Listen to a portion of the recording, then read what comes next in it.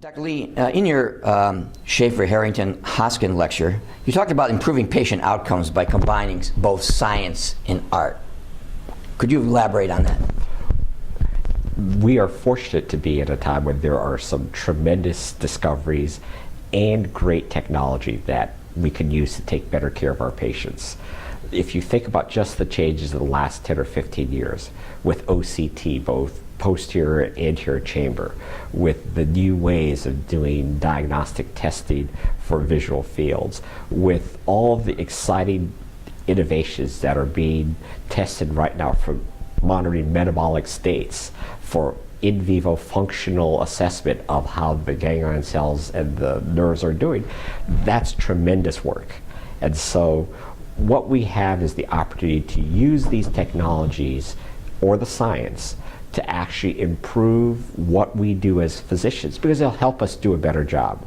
If we break down the doctor-patient visit, it involves obtaining data from a history and exam, integrating it and synthesizing it into a differential diagnosis, arriving at a probable diagnosis and coming up with a treatment plan and then following through.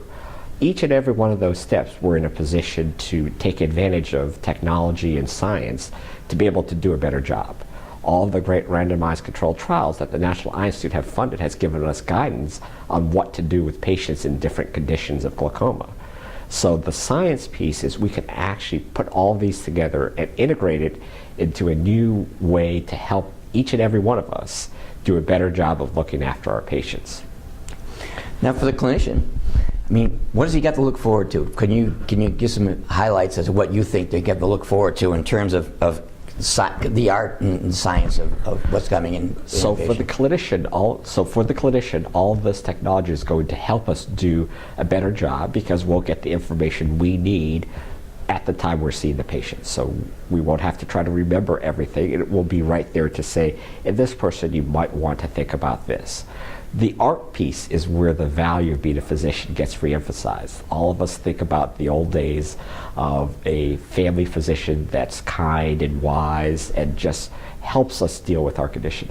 That value, or the art of medicine, is going to actually be even more important in the future, because with everything that's going on with the technology and the depersonalization, everybody talks about the kids who can relate to their cell phones and their smartphones, but not with other people as well. It's going to be that human touch that's going to be really important as a physician.